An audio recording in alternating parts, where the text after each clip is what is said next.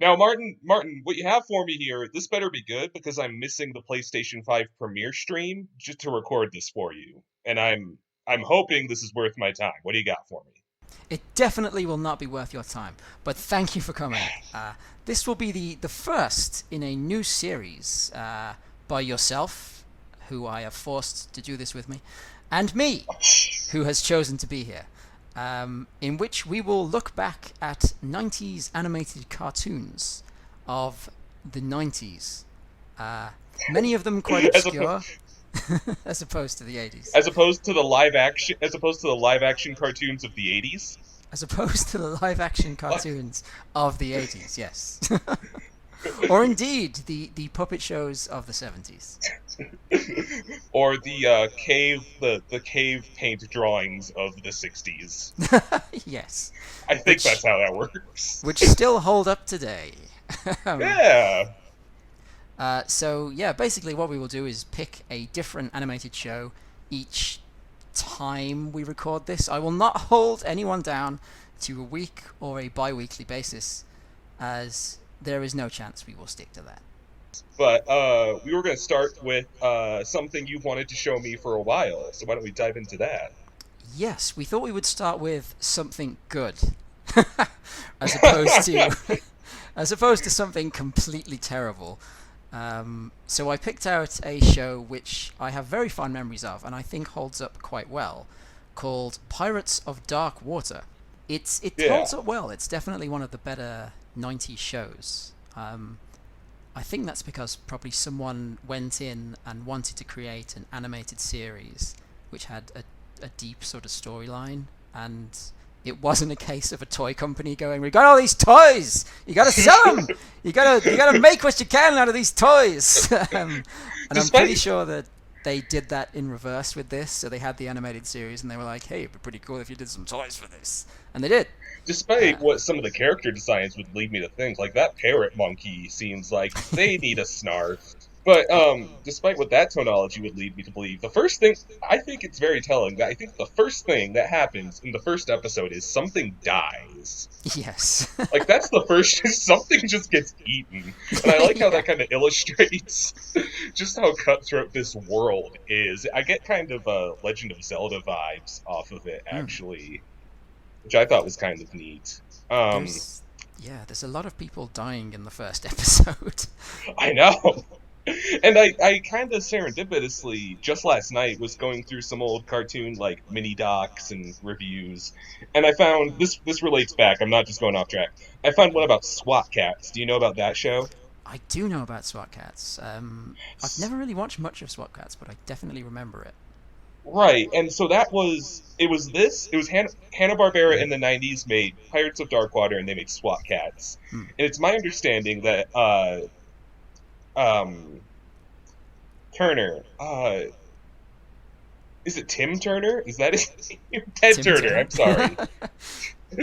sorry. Ted Turner bought Hanna-Barbera because he wanted cartoons on TBS Yeah. and then quickly canceled them because he expected them to make the ilk of like Yogi Bear and Captain Planet for him to be really Yeah. wholesome.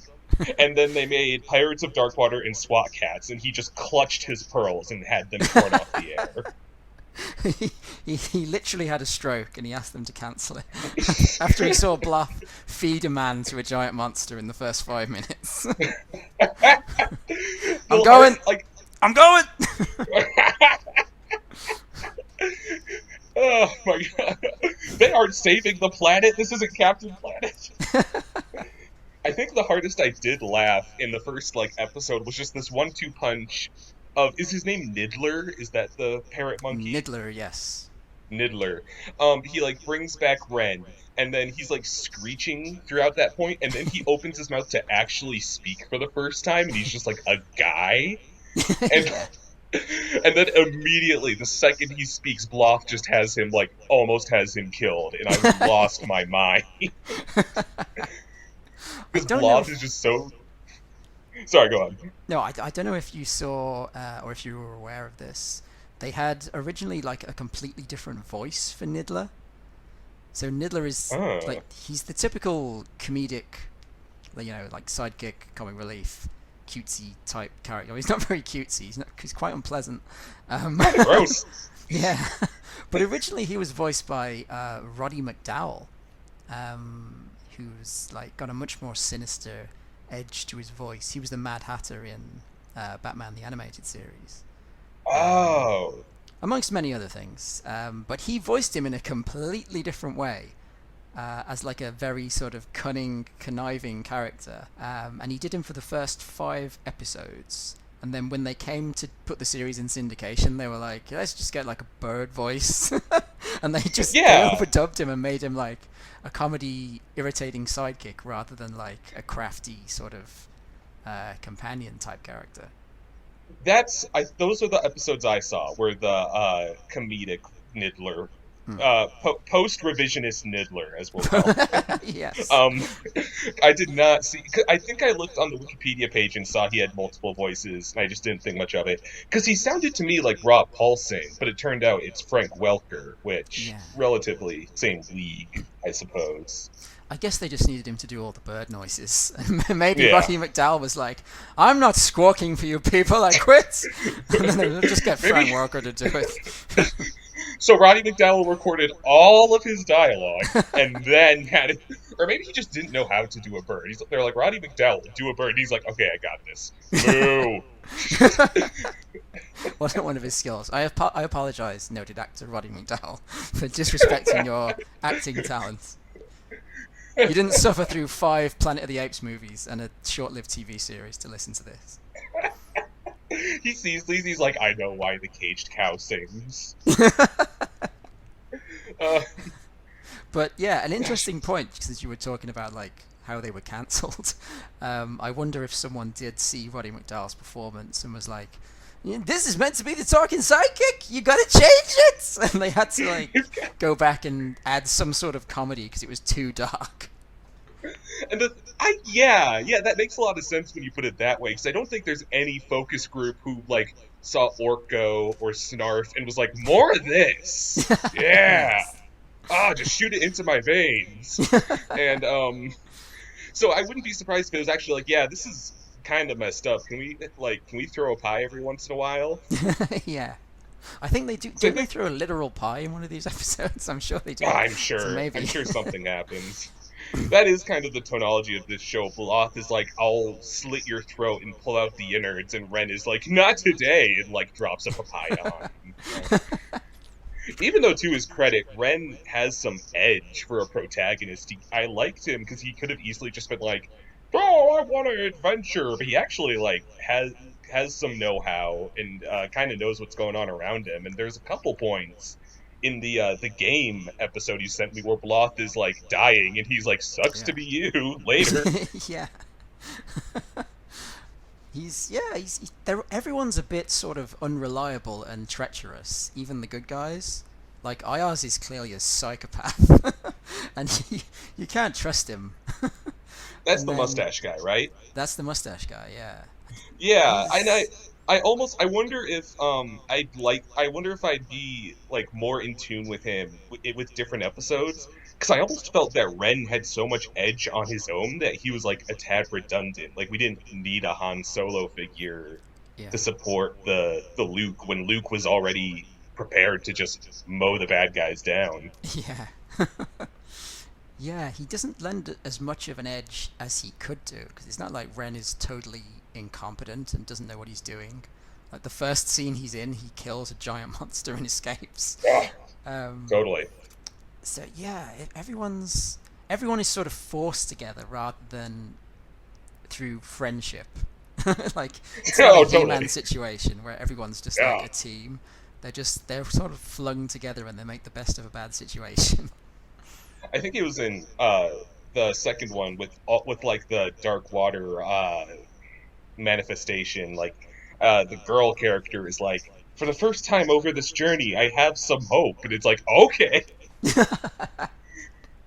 She's like, I gonna be honest, guys. I guess maybe we should explain the actual concept of the series if for people who haven't seen it, Oh yeah, absolutely. which is pirates. um, of Darkwater. Pirates of Dark. Yes. So yeah, the main character is Ren, who's a prince, and he was the son of that guy who dies in the first episode. I can't remember his name. I want to All you say need to know. I'm gonna call him King Triton because I can't remember what his actual name is.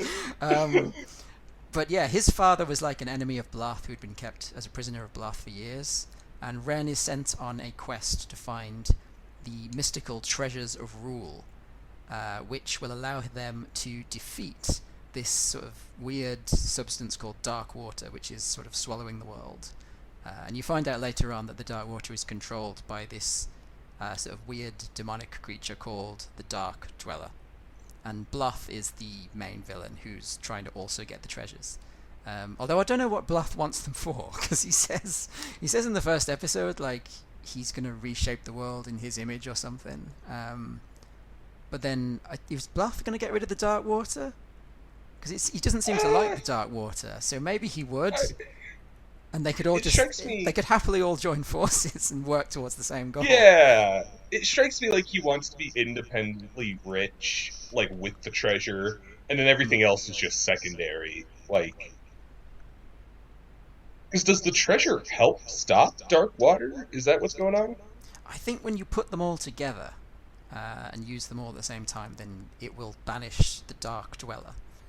Because I know they blasted with the necklace in the season 1 finale, and I think if they had them all and put them all together, they would be able to defeat him permanently. It almost strikes me then that. Sorry, go on. No, after you. I was gonna say it almost strikes me like Loth just wants it to be rich, and he kind of doesn't care about Darkwater, and that's what puts him in opposition. Possibly, yes. Plus, his ship seems pretty safe. He's always okay unless like somebody opens the doors and he gets inside. We could always just take it as like a climate change allegory where he just wants to. He's like the Jeff Bezos not giving his riches to stop the oncoming threats, and is fine with dying in this threat, or perhaps close enough to death that when the time comes, he'll just be fine with it. Maybe Bluff is just a Darkwater denier. And he just doesn't believe it. And he's just like, further research is needed, Ren! Maybe that's it. Darkwater. I was watching Tiny Toons Adventures on something of a whim, and there's an episode where Montana Max spills, breaks the fourth wall and exits the drawing of the cartoon and spills ink to consume everyone. And that's basically what Darkwater is. It's interesting you say about the environmental allegory there, because there was a lot of cartoons around this time which did like environmental messages, or at least an environmental episode. And it's if so, it's a lot more subtle in this. I'd say so. But you could certainly make the argument that the Darkwater is pollution. Oh, yeah. I think. Yeah, it kind of reminds me of Hexus. I think that's absolutely an edit we would have done. Oh, yeah, the Dark Dweller is very Hexus-esque when he actually shows up. Yeah. I'm surprised they even had Tim Curry. They could have had Tim Curry. That would have been cool. But I don't know what you thought of the animation on this show, because I think, for the most part, it's excellent. Yeah, the first episode is absolutely breathtaking. I think they used a lot of budget on that, and I noticed some small jank here and there in the later ones, but it's still really phenomenal, I'd say.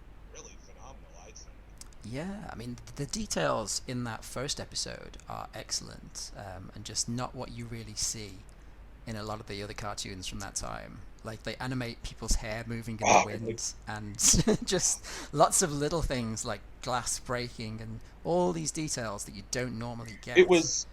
So they obviously put a lot of effort into it. It was Blott's facial hair that really struck me. That was moving all over the place. Yeah, I definitely think he's the most dynamic. Maybe him and Conk, because Conk gets a lot of. They seem to have great fun animating Conk. Is that the henchman? That's the Tim Curry voiced henchman. Yes. Tim Curry in a weird.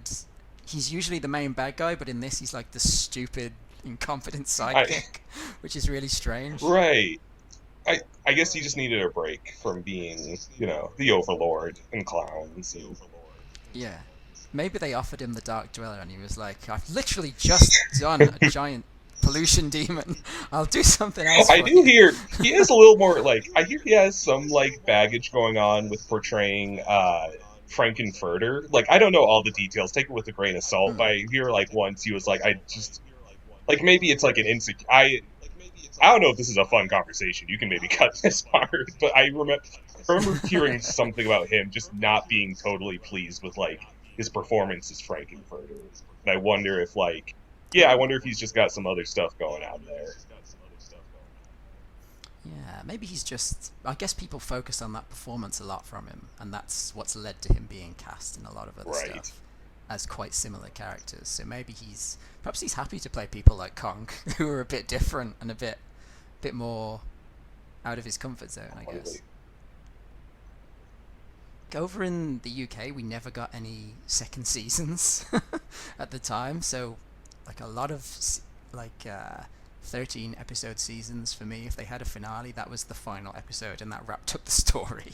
So I remember that Dark Dweller episode being, oh, they've beaten the Dark Dweller, that's it, that's the end of the series. But no, there's like a whole other season after that. When I say a whole other season, there's only 8 episodes. Because I've read various things as to why the show was cancelled sort of before its time.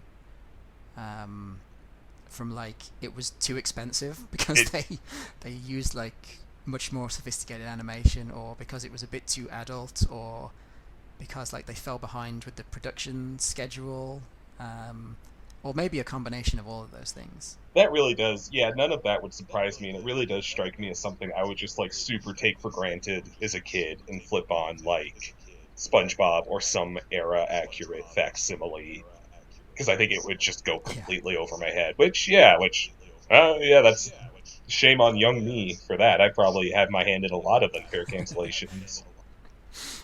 Yeah, it's. I mean, you can see why it was probably cancelled. Mm. Although it's very good. It's a very good show, and it's a shame they ended it without a conclusion, because it feels like with maybe like one more season, you could have found those treasures, because they found about half of them, I think, didn't they? Yeah, By the time you get to the second season, they've got like 6, and there was only 12. So maybe like one more season, you probably could have finished it off. it sounds about right. So it's a shame they didn't get any further. Yeah. And it feels like it would have had a proper ending. Like, this wasn't. A lot of cartoons in the 90s just either went on forever, Oh yeah, or they'd have like a whole season which didn't have an ending, and they'd just go in and go, well, there's 65 episodes. You gonna give us any more? And then people would just be like, no, you've had 65. And it would just, everything would just be left unresolved. And there's very few that, well, there's not very few, but there's few that did have a final ending. you might have heard me mention it here and there, but I don't talk about it a ton. There's a cartoon that airs right now that I really like. It's called Craig of the Creek. And it's just this like suburban kid adventures in their local titular creek with various like subcultures of kid. And there's like one group of kid of like grown like teen college students who play like D&D under a tree. They're like about my age. And there's one who's like, there's this big dude who like loves referencing esoteric cartoons, and he'll be like, "You guys remember Ed, Edd n Eddy? You guys remember SWAT Cats?" And he does name drop Pirates of Darkwater at one point. So somebody on that writing crew remembers this. Oh wow. Yeah, I know you haven't watched all of season 2. There's not like a huge amount of developments in season 2 in terms of the plot, but one major one is that Bloth gets like, there's like a second villain who gets introduced in the season 2 premiere, um, who is like the Oh. emissary of the Dark Dweller, and he's called Morpho, and he's like this guy who's like, he's got a Oh. squid arm and like a half mutated face, and he's in a hooded cloak, and he gets introduced in the second season.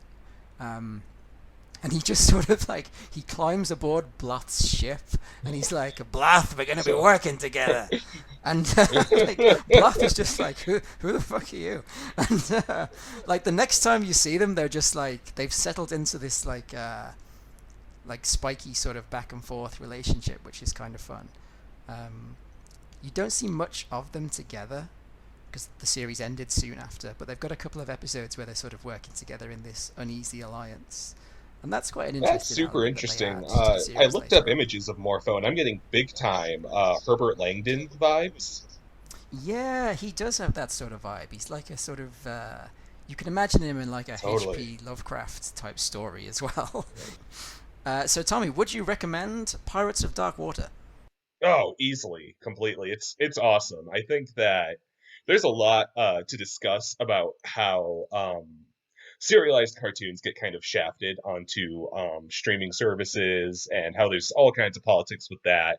And I think this would like fit right into the itch people are feeling with like their rekindled love for Avatar: The Last Airbender on Netflix and shows and She-Ra being so I think that fits like so keenly into that repertoire despite being a bit older that people should really check it out just on like excuse me that principle and that's based off me watching 3 episodes. I just thought they were phenomenal. Yeah, I would also recommend it, which I think goes without saying. So yeah, a very positive start to our series, I think. Um, I agree. a good solid series. If you haven't seen it, I would definitely recommend that you do. It holds up very well. It looks very nice, and there are some excellent performances and characters. And go out and buy that Niddler figure. You can get one on eBay. He'll be cheap. Don't you worry. You won't be paying. You won't be shelling out much for him. Not even the fires want Niddler. Not even the landfills will keep him. Roddy McDowell would turn in his grave. So I think we're finished, and we will be back with another episode at some point.